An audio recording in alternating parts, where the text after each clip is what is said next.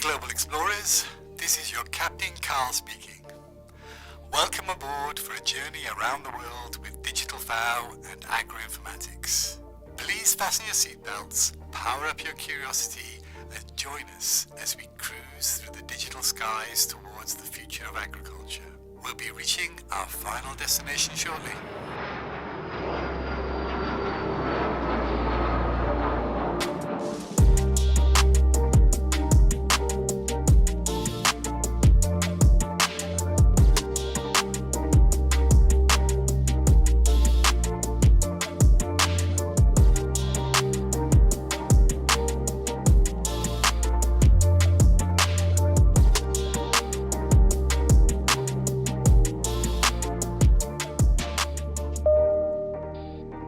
Just a quick announcement before we take off. This session is being recorded so others can catch up at their convenience. For the comfort of all passengers, we kindly ask that you keep your microphone muted unless you're speaking. And if you have any questions during the flight, please feel free to drop them in the chat. Our crew will be happy to address them during our live Q&A. Thanks for joining us, and we hope you enjoy the session. Good morning, good afternoon, good evening, wherever you're joining us from. We love to welcome you here on our second stop in our brand new virtual workshop series called Travel Around the World with Digital FAO and Agro-Informatics. My name is Yana, and I'll be your moderator as the navigator through the skies.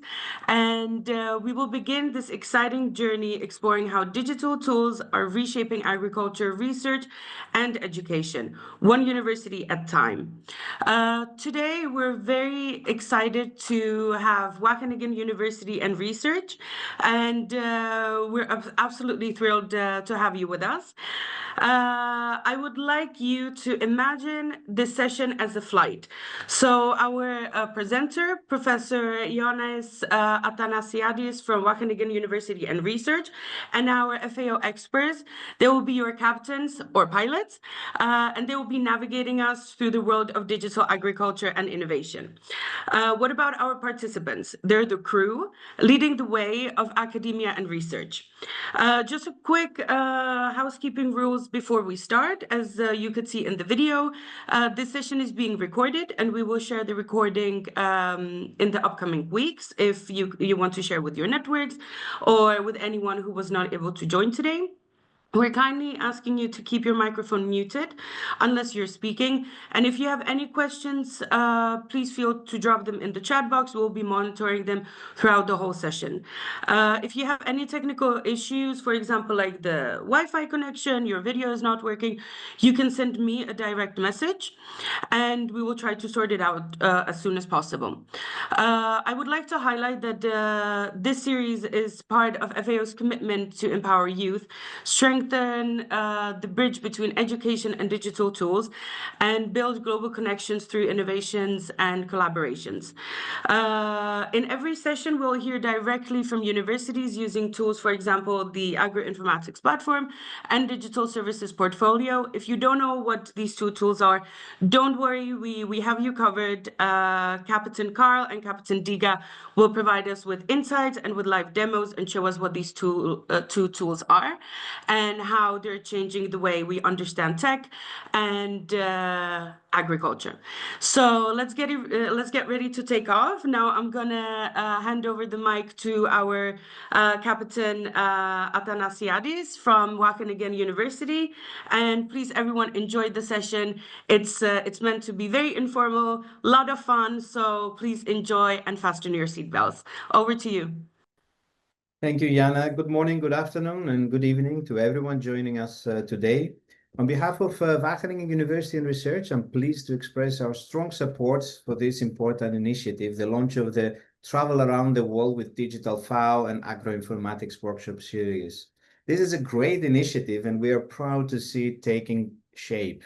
The focus on youth is particularly inspiring, and engaging young minds are essential to building the future of agriculture. We also deeply value the digital tools that FAO brings to the table. These tools are not only powerful resources for students, but also for academia, researchers, and practitioners across the agricultural sector and beyond. This collaboration between FAO and higher education institutes reflects a shared commitment to innovation, capacity building, and knowledge exchange. At Wageningen University Research, we are enthusiastic about being part of this journey, helping equip the next generation with the skills and digital capabilities needed to shape more sustainable and data-informed food systems. Let's keep working together toward a smarter, more connected, and more sustainable future for agriculture. Let's keep working together to cultivate a smarter future for agriculture with innovative digital tools. Welcome and enjoy the session. Over to FAO, Colin.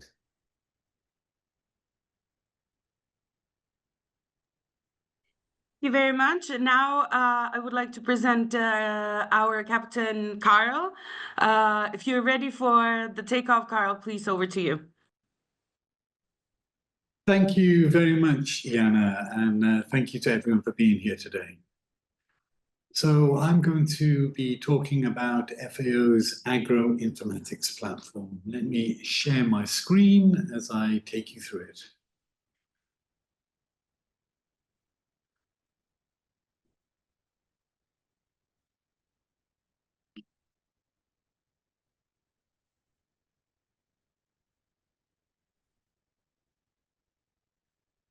Okay, so the FAO Agro-Informatics platform is our geospatial intelligence tool here in the Food and Agriculture Organization. So the approach we're taking is to integrate technology, Earth observation data, remote sensing, agricultural management, analysis, and application, bringing it together. The point is to have reliable, timely, high-resolution, integrated location-based information across diverse segments. So we use the platform for decision support, for designing interventions, for monitoring those interventions, and performing evaluation. We've included in the platform a very broad domain of data in the area of food and agriculture. So that includes soil, land, water, climate data, fisheries, livestock, crops, forestry, social and economic data, and much, much more. So some of the mantra that we use to guide us in providing this product to ensure that those that are authorized can find and consume accurate data conveniently, to harmonize data so that it is compatible and comparable, and to document the data so you know where it came from, its digital rights, and any usage qualifications. And we've united all of this data into one catalog that allows you to quickly find and reuse data for different applications and domains. So what kind of data are we talking about? We're talking about tabular data, so that's anything that can be shown in a table, like on the top right-hand side here. We either have a province name or a latitude and a longitude. We have pure geographic data, so that can be in terms of a raster, where the planet Earth is divided up into grid cells. You know, it could be 1 kilometer or 10 kilometers or 20 meters, and a value is assigned to each one of those grid cells. Or we have vector data, which is basically a line or a shape that can designate either a watershed or a fishing area or a vaccination area. The data is then organized either in multi-dimensional cubes so that you can look at different aspects of the same kind of data. We'll see a bit more of that. Or with an attribute list that describes that data. We endeavor to always federate data whenever it's available in a standardized format so that we are sure that it's coming from the original source and fresh and up to date. Where that's not possible, we then stream the data or republish the data following standards. The primary product is our Data Explorer. This can be accessed over the internet. It works through a mobile phone, no additional plugins or extensions are required. The whole system is available in the 6 official languages of the United Nations, and the product has been built on open source technologies and runs on cloud infrastructure. So what will the Data Explorer do for you? You can search and explore data. You can do a time series analysis, side-by-side comparison of data, visualizations, geospatial analysis, generate reports and stories, and we've built into it the concept of well-known areas. So this is a screenshot from the site. You can see that we have a detailed metadata record on the right-hand side that describes the data, and on the left-hand side we can navigate it. So in this particular case, we can change the season or the cropland or the time period, so the data will update. So I talked about well-known areas. They could be a field, they could be a watershed, or they could be a detailed province or a district. And the platform fundamentally understands these concepts so they can be reused. So here's an example of using one of those concepts. We're picking a district in Kenya. So we search for a district, find the district, and now we can perform some analysis. So tabular data is automatically recognized using the well-known areas. So in this case, the table of data included the codes for countries. This is FAO's FAOstat flagship product. And here we can quickly generate Spark charts showing the evolution of the data set, expand on this Spark charts and compare different countries. So that's all possible just by simply providing data with a well-known area as a column in that tabular format. That equally works in subnational data sets. Point data is also very similar. So here we can look at animal diseases, which is coming from FAO's Empress I master animal disease database. And you can hopefully see the points moving around the screen here as I switch through time. And we can filter the points built based on the columns of the data. We can also view the data in a table, again being able to filter. And based on that, we can create pivot tables that will show us the hotspots. So the data, we can also compare the data with 2 different data sets. So here I'm showing how we can take one data set for animals, another one for humans, and we can see the prospective density of where the animals and humans are. In this case, it's cattle. We can do similarly the side-by-side comparison of the same data set for 2 different time periods. Here we're looking at the historical and future precipitation anomalies, and you can see that we're able to provide some quite detailed summaries of the data available. Here we're doing an analysis where I've drawn an area rather than using a well-known area, and I've taken the area and asked for it to be summarized by the composition of the land cover. So we can see in this particular area it's predominantly tree cover here. I'll skip through a few of these slides here. The data is, the analysis can also be linked to complex models that either generate a new raster image or a summary of that image. So here's an example using FAO CPAL, a forest product, to generate an image. In general, the data can be downloaded by the platform either by drawing an area or selecting a well-known area or just the whole image. And then you can use that in your preferred geospatial analysis tool, for example, QGIS. I'll skip through these in a matter of time. It's also, we can create composite analyses that take many different kinds of summaries and put them into some kind of risk profile. So here we're looking at a radar that's looking at different aspects of risk for Rift Valley fever to give us an overall risk profile. The platform provides tools to share and print the data, and you can also create stories, which is a little bit like PowerPoint.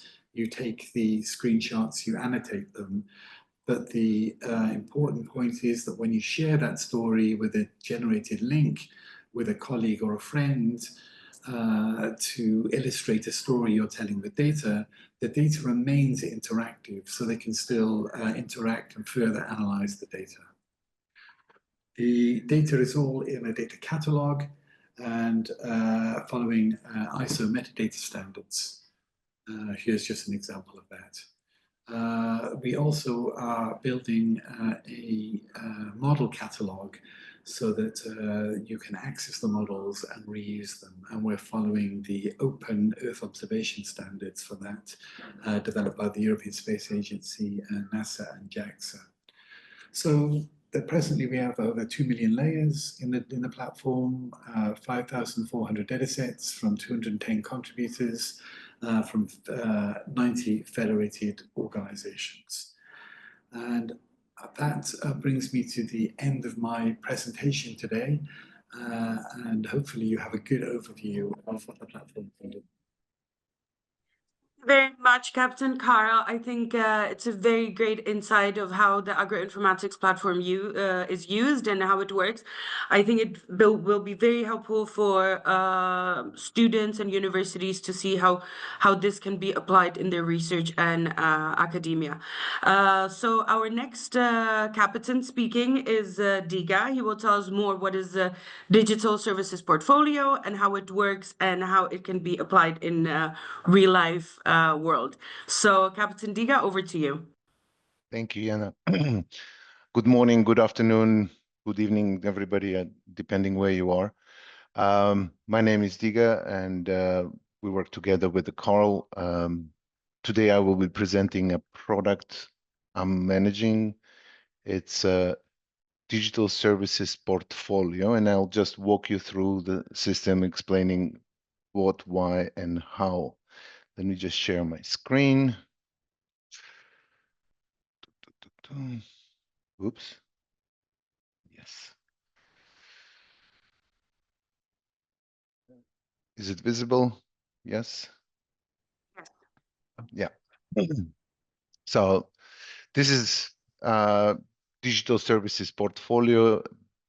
Fundamentally, it's a technical framework developed to help countries to create mobile applications, mobile application to support the digital advisory in the countries.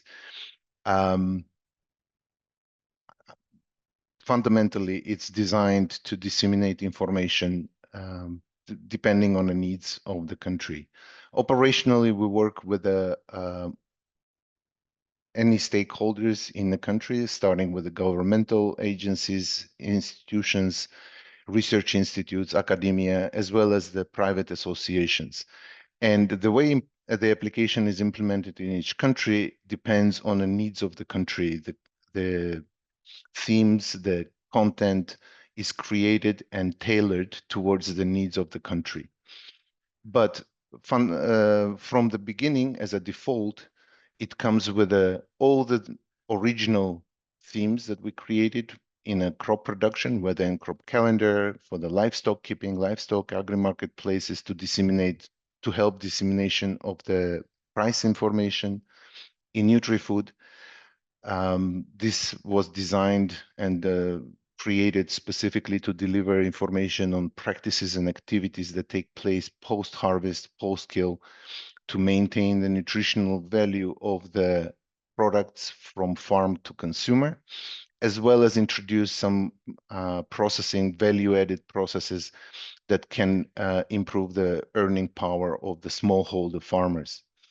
As we were developing, and currently we are live in 13 countries with 3 more working on implementation in there this year. We developed additional capabilities based on the needs of the countries, such as survey for Haiti, where there is an issue with the response and capabilities of the local vet services to give smallholder farmers ability to supply information and provide, to provide some kind of information from the ground about the events taking place in their farms. Specifically for the currently in Haiti, they have an issue with the African swine fever. In our experience with Tanzania, we created aquaculture theme where we provide information for be it a farming or as well as a capture fishery.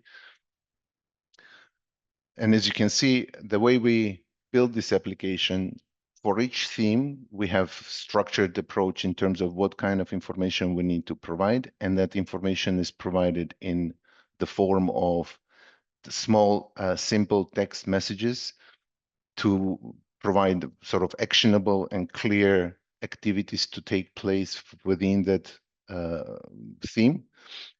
Each of these messages can be also supplemented with either audio or image, as well as video or direct links to the additional information that can be found, be it YouTube videos, articles, etc., etc.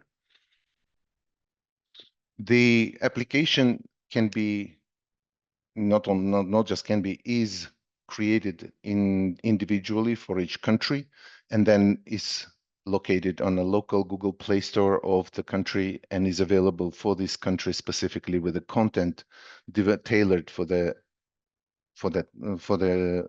country. In addition to that, we have created the animal feed calculator, which is a tool to assist farmers in creating a mix from agricultural byproducts for milk production. Within this theme, we have a regular calculator where farmers can choose whatever byproducts are available to them, either in the area, and then how to mix this. They can play with this based on fundamentals of feeding that we provide as an educational sort of support. But obviously, with the developments in the AI area, we now built the assistant, which can provide information without playing with the weights manually, which can be quite cumbersome because nutrition of animals is quite complicated. And by choosing just the elements available to the farmer, they can try to calculate using this AI assistant, shall we say. And last but not least is the point of interest, which was designed to mimic the Google Maps, which basically idea was to avoid learning curve for the farmers and provide location and description of the services that were deemed again necessary. So this particular theme comes from Kazakhstan, that's why it's in Russian, and it was within the context of the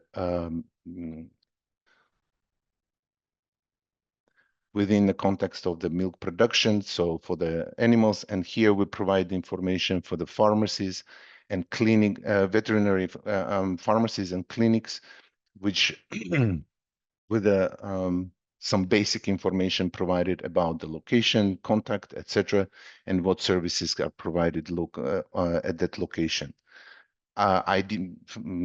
Theoretically, obviously, as a capability, this can be used to provide information on any other services required for the farmers, be it the mechanization services or agro dealers, etc., etc.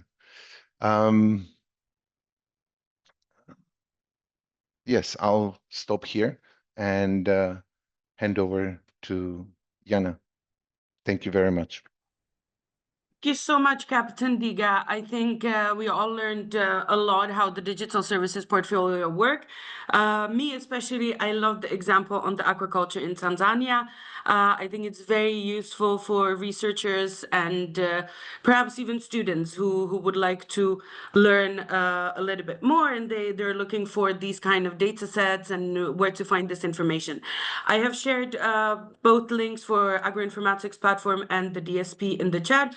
So please feel free to explore these websites yourselves and try to have a little bit of fun with these two FAO products. I would like to now turn to our captain, Professor Ioannis Athanasiadis, and he will lead us through the digital tools, how they're using these tools in their own agriculture-related projects, and the focus will be on crop yield forecasting.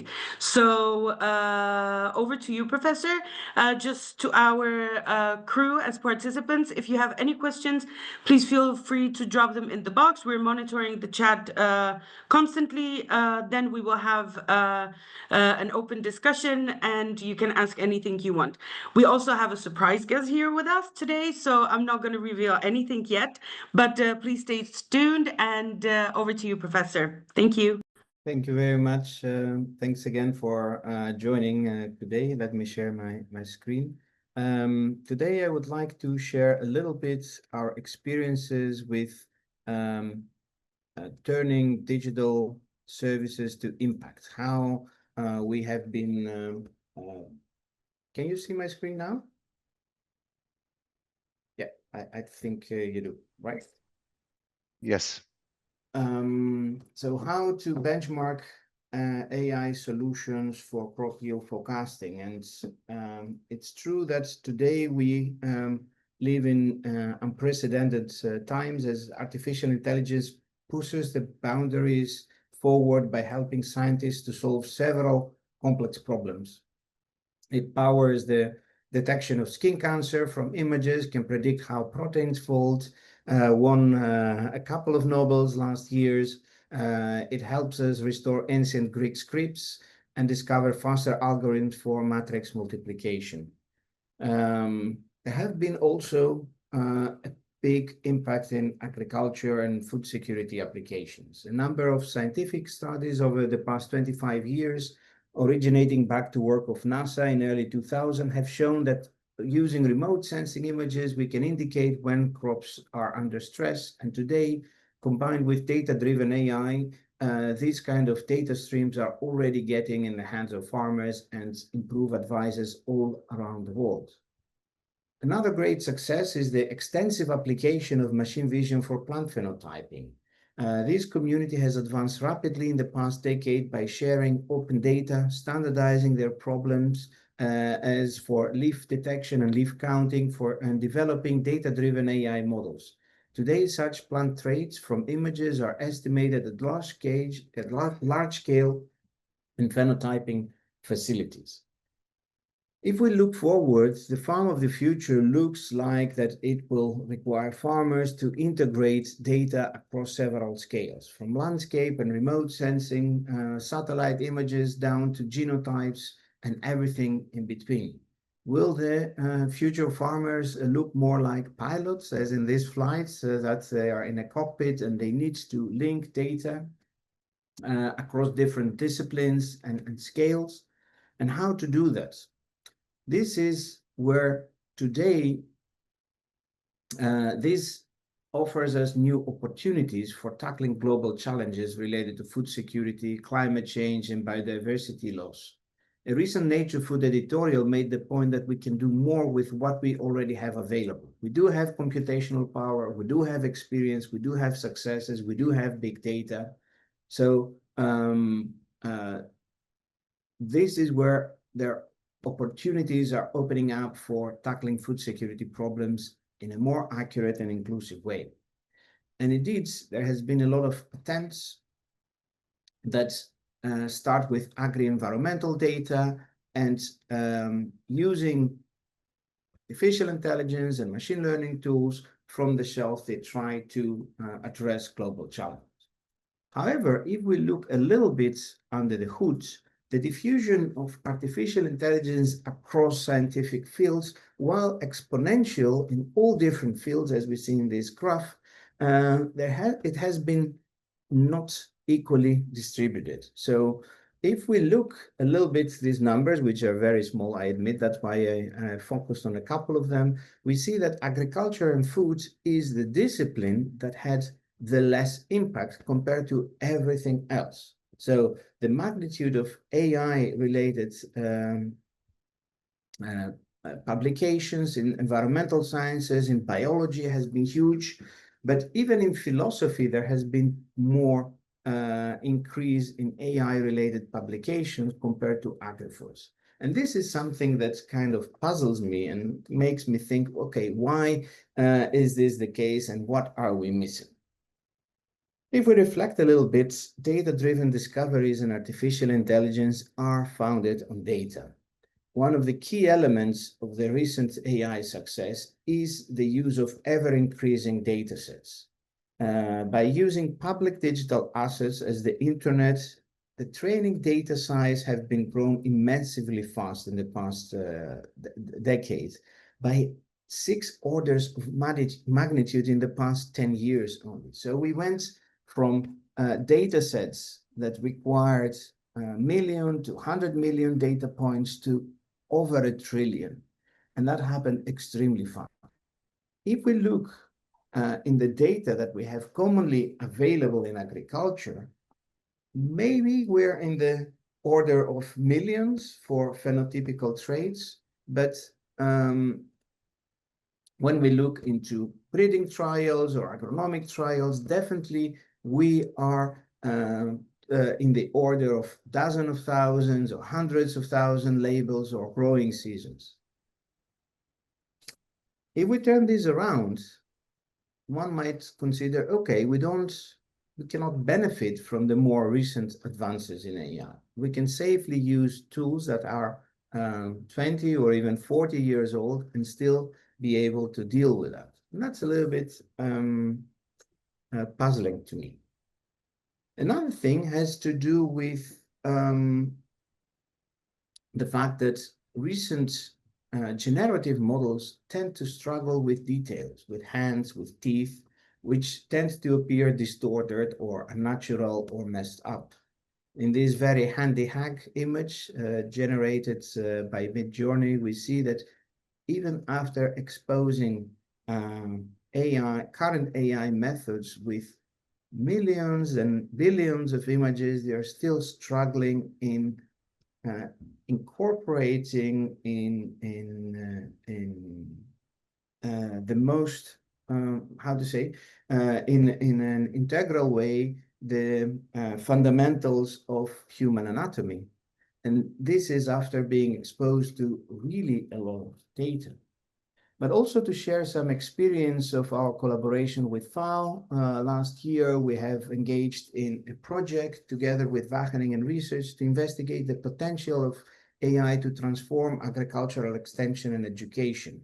How can we build multilingual, interactive, trustworthy chatbots with different types of use cases? And there we've seen that while they're really able to multilingual, interactive, exciting discussions, often they fail in terms of trustworthiness. They find the right documents, the right material, but when you ask for details, they are not very reliable most of the time.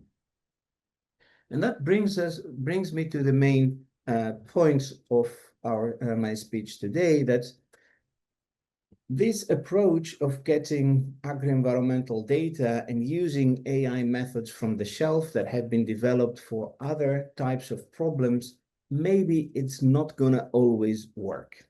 And this is because we're dealing with wicked problems, with far too many uncertainties, where historical data are small and incomplete.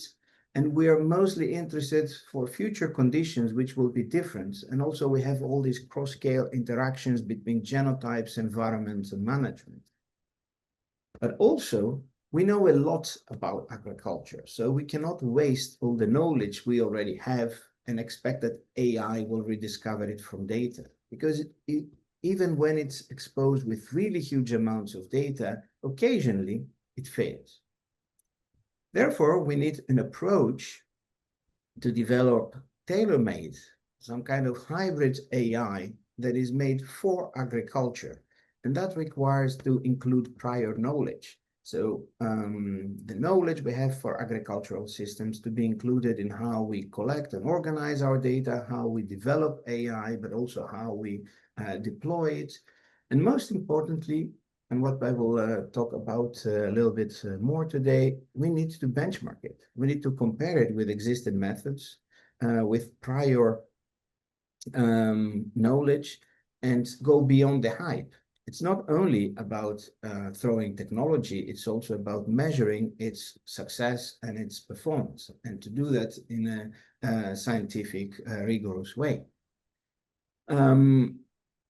And to give an example, I will focus on the work we've done for yield forecasting at subnational level.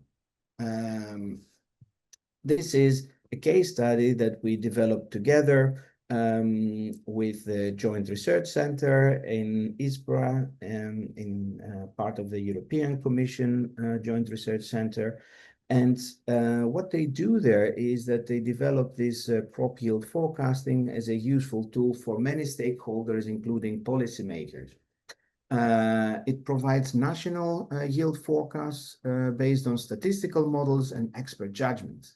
And while it has been successful, there has been little improvement in the quality of the forecast in the past decade, despite the increasingly more data and quality of data that are becoming available. And there is where we thought, okay, machine learning can help us on how to improve these forecasts, but also to downscale them from national to regional or subnational level.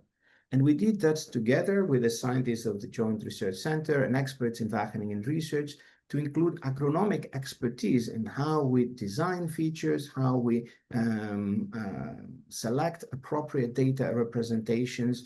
And we developed and thoroughly tested a generic methodology that is reusable across scales, crops, and regions. But also, we compared traditional machine learning methods with deep learning models that are able to both select features and build prediction models. And we did a thorough evaluation with 35 case studies across different countries and different crops, and measure the performance at national and subnational level in a rigorous way. And we achieved some wonderful results. We produced reliable in-season forecasts, both at regional and national level in all 35 use cases. National forecasts were comparable with the operational system of the Joint Research Center and improved predictions for the first time in 25 out of 35 cases. But also subnational forecasts offer new insights about addressing the spatial variability of yield failures across Europe. And this helped us to better understand the uncertainties involved in European food production systems. But also it gave us insights for how machine and deep learning methods are working. Neural networks were able to learn features that perform similar to expert design features. So we compared machine learning and deep learning methods with what experts believe about crop failure and how and to what extent they agree or not into their explanations. Deep learning models were able to learn plausible relationships found between features and crop yield, and there was a remarkable agreement between expert knowledge and what deep learning can actually look through data when it's exposed to those. But also driven from the agricultural needs of having high-resolution forecasts at subnational and maybe field level, we developed custom tools that are able to predict high-resolution yield forecasts from low-resolution labels. So we were able to use more the high-resolution input data that are available using only labels that are at an aggregated national or subnational level and manage to downscale predictions. In the case of Europe, for subnational yield forecasting, but also we extended this solution to the US and were able to produce both county and 10-kilometer grid forecasts with very good results. And this is a way where we show how tailored applications and systems for AI architectures can be inspired by the particular problems of agriculture and bring them forward for having applications that are impactful. This type of work also kind of brought together a lot of scientists from all across the world that were working on similar problems. And we founded 2 years ago a community of machine learning scientists for agricultural modeling under the aspires of AGMIP, the Agricultural Model Intercomparison and Improvement Project, that aims to become a community that facilitates knowledge exchange and collaboration, to coordinate global activities, to facilitate research projects in machine learning and agricultural modeling, and developed actually benchmarking protocols to learn the pros and cons of various approaches. And today we have already organized a couple of workshops. The first was in Wageningen last year. Now we are moving to our second workshop that will be in Germany next year. We have a very active community. We organize bi-weekly meetings every second Tuesday. You're very welcome to join our mailing list and our meetings. And our ambition is to, as I said, to coordinate transdisciplinary science for advancing agricultural modeling with machine learning. And we recently published our perspective article about that. But also, we are working on building together actual benchmarks. So we have recently concluded the work on deploying SciBench for crop yield benchmark that brought together for the first time subnational yield statistics from countries all around the world for 2 crops and align them with remote sensing, weather, and soil information to standardize the problem and enable protocol-based benchmarking from different solutions. This revealed also the wide difference across different countries and in terms of data availability, coverage across the years, across the spatial resolution, which is different, and also we managed with a lot of issues related in how to frame the problem in a way that is coherent and easy to intercompare between different countries and crops. Now we have published a preprint on Copernicus, where comments are welcome. So if you find this is relevant and exciting for you, please share your comments also in this online discussion about SciBench. To summarize, what I try to communicate together is that while we are gaining a lot from recent AI developments for agriculture, we need also more tailor-made and hybrid approaches where the prior knowledge is included in the systems we develop, but also we organize thorough benchmarks to test them and measure progress in terms of efficiency and improvements and addressing food security problems.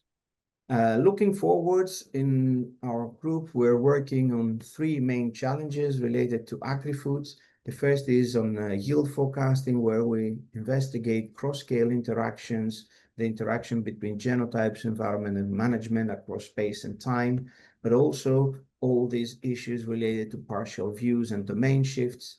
We work on farm management advice and how we can mitigate and adapt to climate risks and identify using machine learning good practices for giving advices to farmers. But also we look into how we can employ artificial intelligence to improve agricultural models, to improve performance, and hopefully suggest new theory.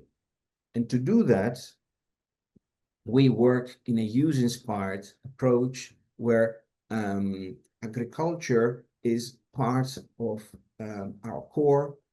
We start from not from tools, but from needs from the sector, and also focus on developing talents, developing benchmarks, partnerships with key stakeholders, but also sharing data and resources openly with the community.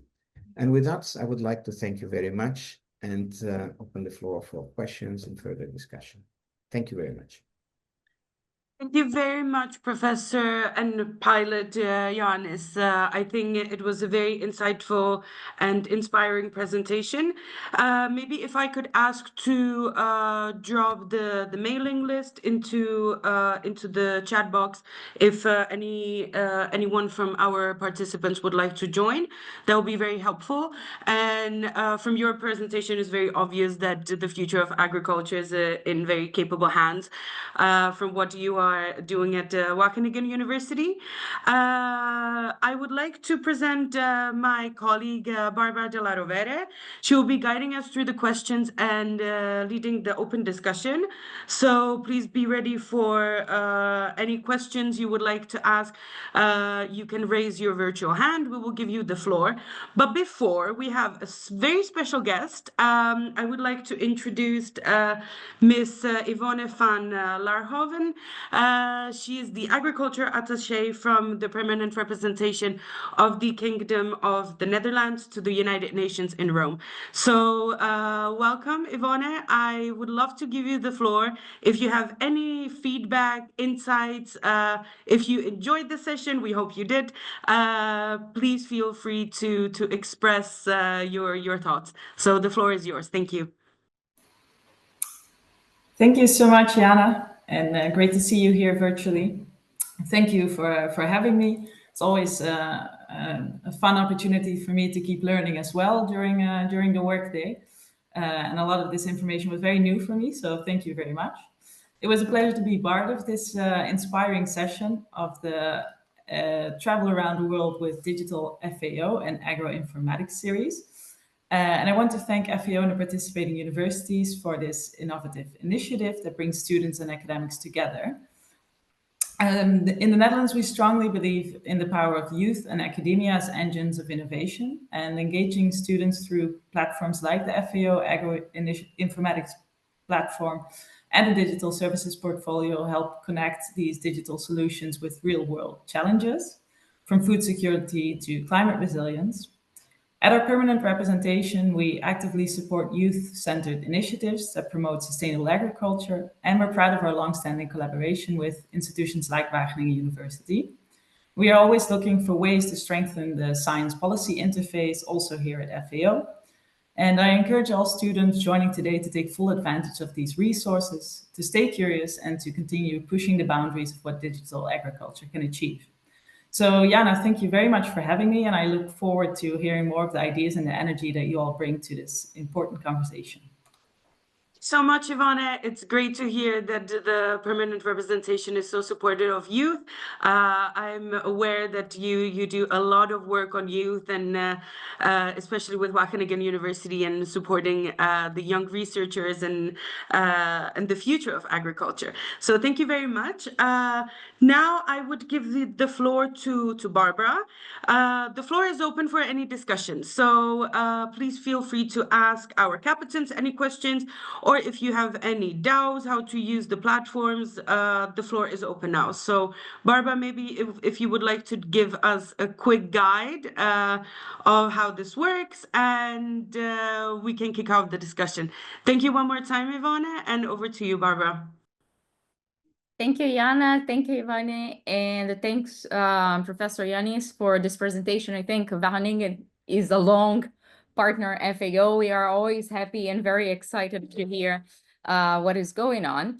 And it's always like a learning moment. So we are a tiny little bit behind the schedule, but we still have time for some questions. If you have any questions and you raise your virtual hands, we're going to give you the floor. We're starting monitoring. And from the meantime, we have a community of practice called the Agro-Informatics Community of Practice in LinkedIn. And we have collected, we're going to share the link on the chat box. And we had some pre-questions from the colleagues that couldn't join the meetings today. And they will watch then the answers through the recording. So I will start with some of the questions I collected from the colleagues, Jana, and maybe if you see any virtual hand and you could help me. So the first question will go to our Captain Diga, which what are some real-world success stories where the digital service portfolio made a measurable impact on agri-food systems? Like people love, case studies. So if you have to pick one just to show us. Thank you for the question. Thank you, Barbara. Okay. Yes. The way when I was showing the application, I don't know if you noticed on a sidebar we have a feedback button, and we monitor this feedback. We receive constant feedback from a number of countries where we have implemented the application. And I have to say, it's always positive, and the only request is, please, can you improve and increase the amount of information? But as a particular study, we had an implementation in Sri Lanka as part of one of the almost research projects, where they were trying to measure the impact of digital tools, digital advisory, specifically in a rice production. And sorry. At the end of the project, they have done the sort of evaluation through the farmer organizations, and it showed the 10% increase in production and a little bit less in earning of the smallholder farmers, and this is just for the rice production specifically. And obviously this shows that there can be positive results achieved through this type of tools. Obviously, it all depends always on the content. Content is most important, the way it's delivered and how important, how sort of locally important that element is. Yeah. Hopefully this answers the question. Thank you. It does. There is another question in the chat, but Jan, I still have another question from a colleague to Carl and another for the professor. So I'll follow up with that, and I'm coming to the chat box right after. So our Captain Carl, we have a question for you. It is, are there open data resources available for students to experiment with FAO digital platforms? And let's try to take the side of the Agro-Informatics platform here. How can students access it? Can you explain, give us a little bit more of a momentum on that? Thank you. Well, thank you very much for the question. On the platform, so if I realize we haven't put the link in the chat, we'll put the link in the chat. Yes, we did. I will reshare it again. Thank you. From there, you're able to search for data, and if you find a particular data set of interest, evapotranspiration or land cover or whatever it might be, agricultural stress, you'll find a detailed metadata record. Within that metadata record, you will be able to click and to access the full data. For some data sets, there's also example Python scripts that will allow you to interact with the data and perform some analysis. In general, the data that FAO produces is available in Creative Commons 4 copyright. That means you can reuse it as you wish. We have a lot of data available on the platform, and I actively encourage you to use that data to create the maximum impact for a more sustainable agricultural future. If you have any difficulties in accessing data on the platform, on the bottom right-hand side, there's a feedback button that you can click and submit, or you can simply write to fao-data@fao.org, and we will help you to make that data as convenient as possible for you to use. Thank you. And if I can add on your answer, if also it's something easy, I think we can start a discussion at the community of practice on LinkedIn, right? Excellent point, Barbara. Thank you. Our colleague, Misael from our team, he's sharing, just coming back to what Diga said, he would like to make everyone notice that Diga presented a desktop version of the DSP, and he's showing some print screens on how it works on mobile. Misael, would you like to, you don't have to, and don't want to put you on the spot, but would you like to take the floor and say something? Thank you, Barbara. Hello, everyone. So I just want to mention that the DSP is intended to be used from a mobile device. And for the scope of the presentation, Diga from the computer presented from there. But the UX UI for the tool is intended to be consumed by a mobile device, just to mention that. Thank you so much. We have another question in the chat from Rob. Rob, would you like to take the floor and ask your question? Hello, Rob, are you there? Yep, I'm here. I'm just switching on The cameras and first. microphones and whatnot.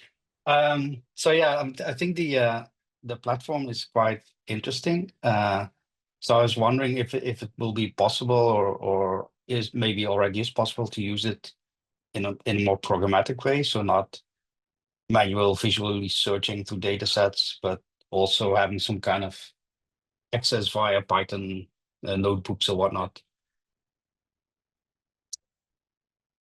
Thank you. I think who's taking this question? Carl? Diga? Yes, maybe I take this question. So in general, the data is also available programmatically. So one thing that I wasn't able to show today is, for example, the APIs, both to the catalog using CCAN, which is an open source cataloging tool that allows you to interactively access the data. And you'll find there's also Swagger API documentation, for example, on how to access the different data sets. And sometimes we have some example Python code on then how to use that. And you'll see that the data is available then also in cloud storage. So in this case, it comes directly with a JSON file that describes some of the data. So you're able to use that in your scripting. Yeah, I hope that's helped to clarify. Yep, looks good. Thanks. Thank you, Rob. Thank you, Carl. I'm coming back to the chat because I saw a question, and this question's to Professor Ioannis. What advice would you give students looking to specialize in AI for sustainable agriculture? Thank you, Barbara. Yes, that's a very interesting question because we are also struggling with this in Wageningen University and Research, and we're thinking about it a lot because effectively you need to have people that and skills that have a deep understanding of both data science, AI, and agriculture. So it depends very much where you are starting from. So if you have a background in agriculture, then you need to focus more into computer science, artificial intelligence material. If you are a computer scientist like me, then you need to start understanding more about agriculture. Otherwise, you cannot meet somewhere in the middle. So I think that's also a little bit tailored to the background of its students and where they want to go. And that is a really big challenge because the body of knowledge is becoming increasingly big.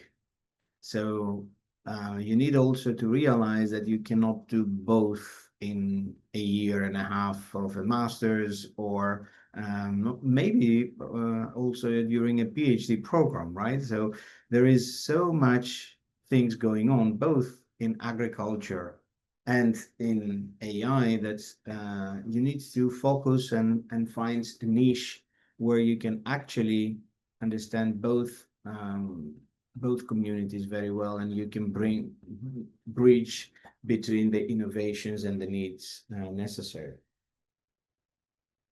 Okay, Professor, I think I'm going to keep you on the floor. We talked about how, for students, the first steps. No, but now let's go in a little bit further away. And I know it's a very generic question, but it's also important, as AI is a new tool, let's put it like that, in agriculture especially. So according, to your view, what are the challenges people face when applying AI in agriculture, and how can we overcome them, if we have an answer for that at this point? Yeah, a little bit. I mentioned that at the end of my presentation, that there are challenges related to data and accessing those. So making agricultural data available is one of our main pain points in agriculture. The other thing has to do with talent. So with educating people who are able to pick up this type of work. And the last thing, it has to do a little bit also with prioritizing what needs to come first.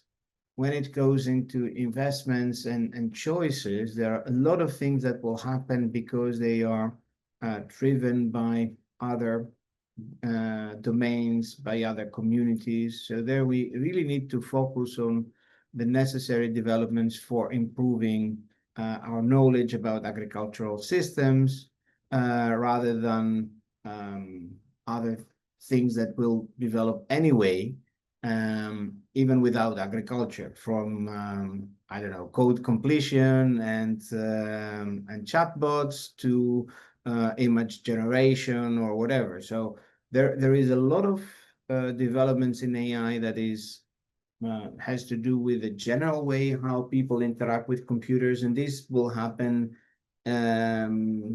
with or without ag as a focal point. But there are things that are really ag specific, and we need to focus more into those. And for that, we need partnerships, we need initiatives like the digital agricultural tools that of FAO that really make agricultural data available to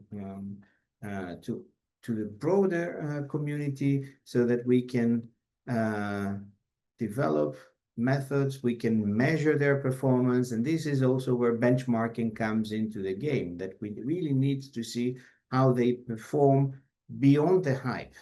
So one thing is to be excited with new tools, but we really need to measure if we are making any progress. So and for that we need to have standardized protocols, tasks, real benchmarks with data, with measurement metrics, so that we can really measure progress and see how and to what extent AI is really helping us making a leap forwards.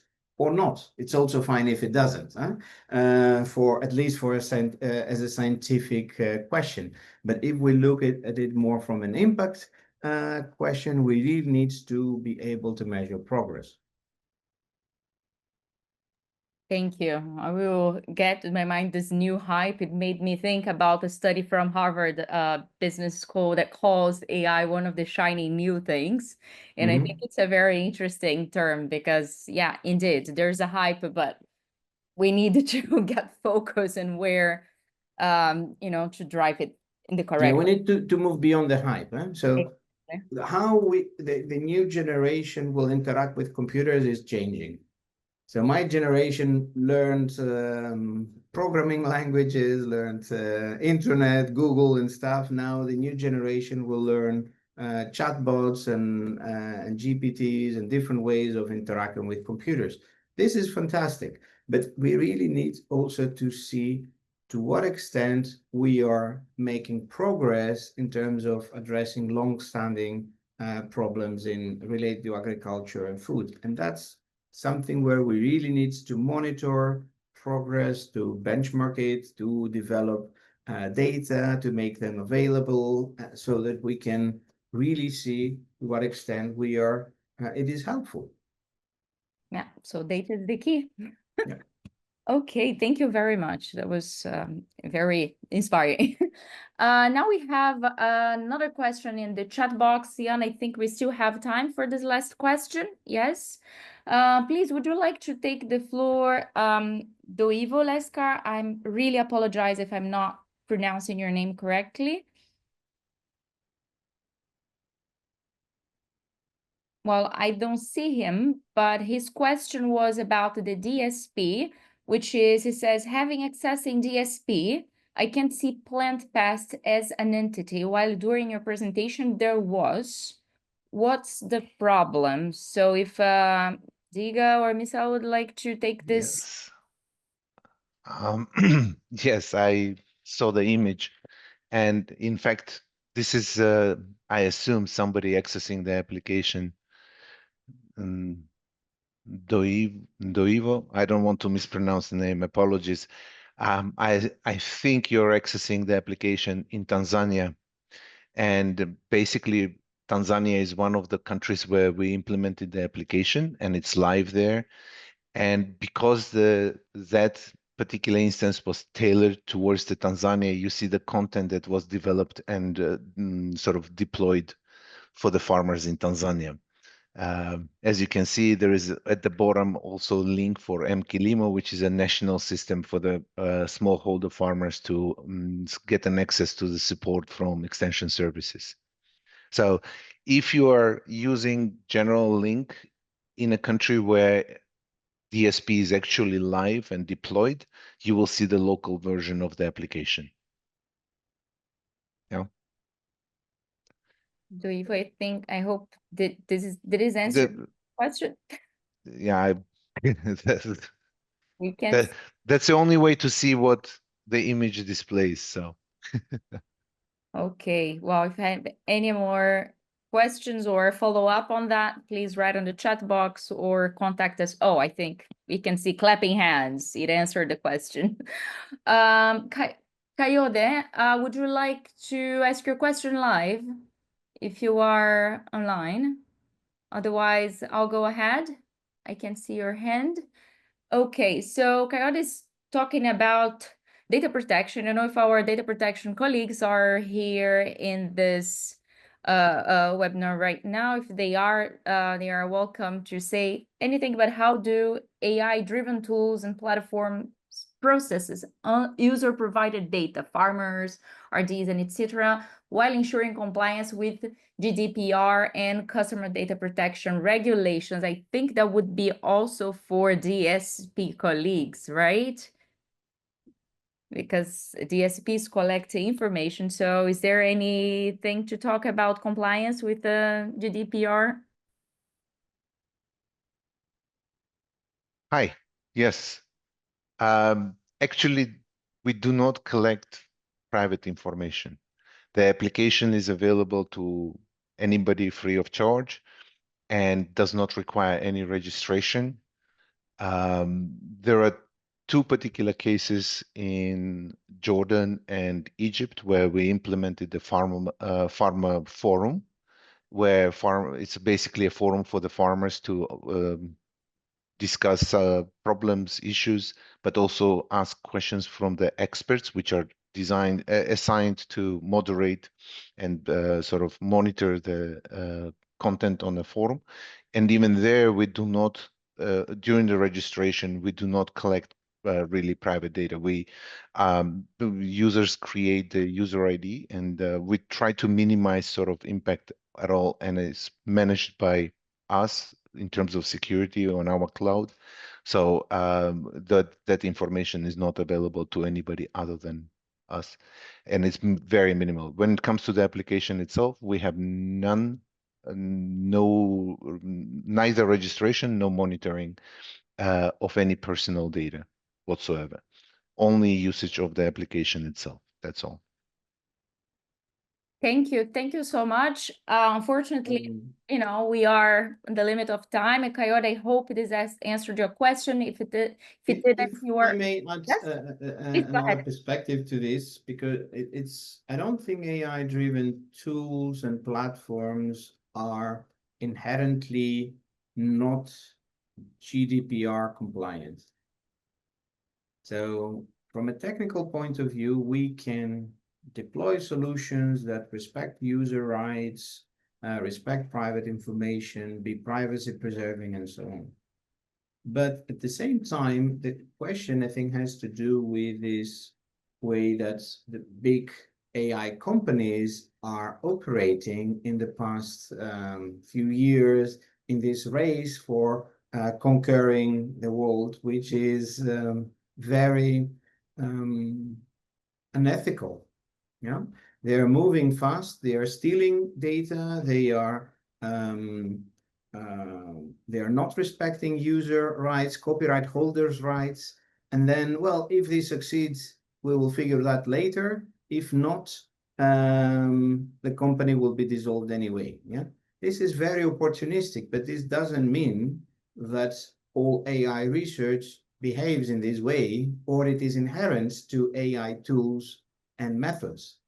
That's more has to do with a commercial environment that is booming in artificial intelligence in the past few years, and we should be aware of that, but we shouldn't make the connection that these two are. If you have the one, you need to have the other. That's a choice, and we can do better than that. Yeah. Thank you.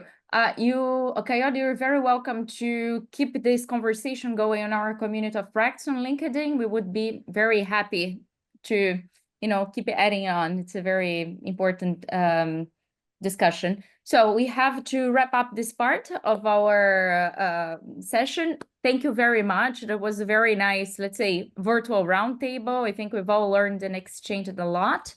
Again, I'm gonna pass the floor to my colleague, Yana. Thank you all for joining. Thank you so much, Barbara. Thank you, everyone. I think it was a very engaging and thoughtful discussion. We've learned a lot, I think, today.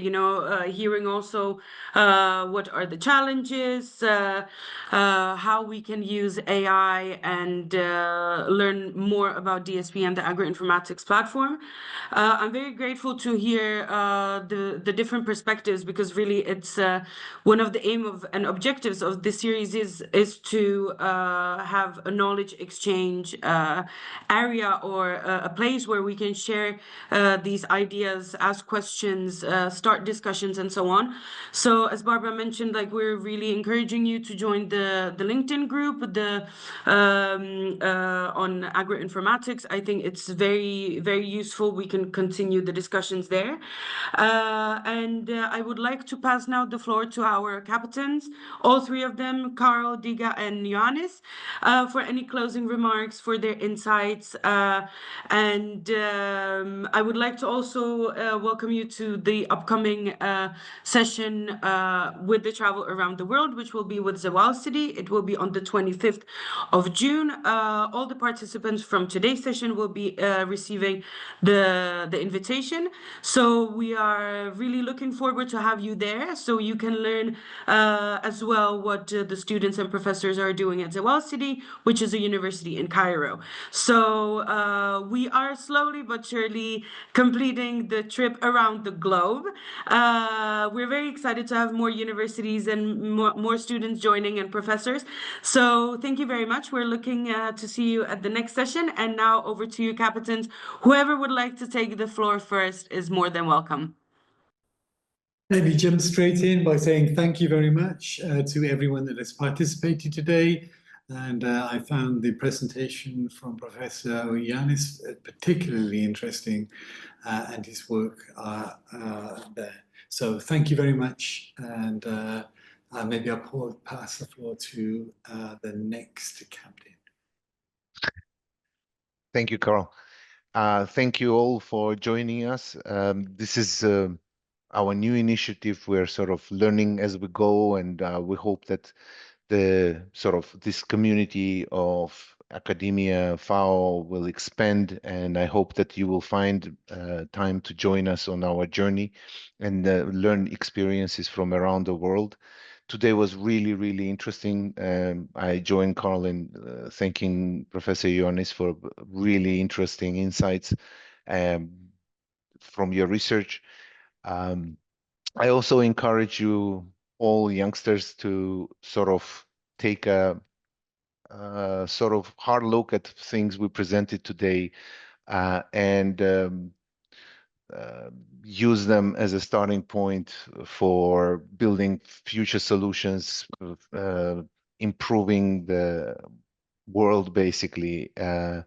We do need your energy, your imagination, and hopefully you get inspired on this travel around the world. I'm looking forward to seeing you all on our next stop. And thank you again. And I hand over to Professor Ioannis. Thank you, Jacob, and thanks everyone for this exciting discussion today. It was a very informative event for me as well. I think my main message from today is keep this momentum going. This is a fantastic initiative. Stay engaged, explore the opportunities offered by the Agro-Informatics platform and FAO's digital services portfolio.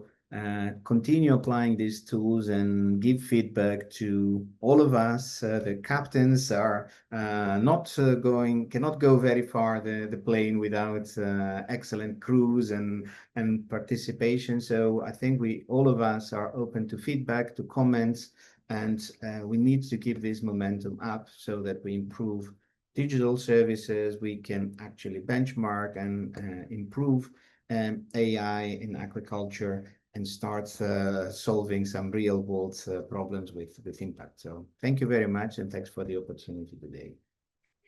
Thank you very much, our captains. I really enjoyed today's flight. I hope everyone else did as well. So we will be sharing the recording of this session in our LinkedIn group. So I'm again encouraging everyone to join if you want to share with your students, with your colleagues, with your family, even if they're interested in learning new things. Everyone is more than welcome to be part of this great initiative. And I'm wishing everyone a lovely rest of today, the whole day, evening, afternoon, wherever you're joining from, and we will see you at the next stop on the 25th of June. So thank you very much, and see you soon, everyone. Take care. Bye, everybody. Thank you very much.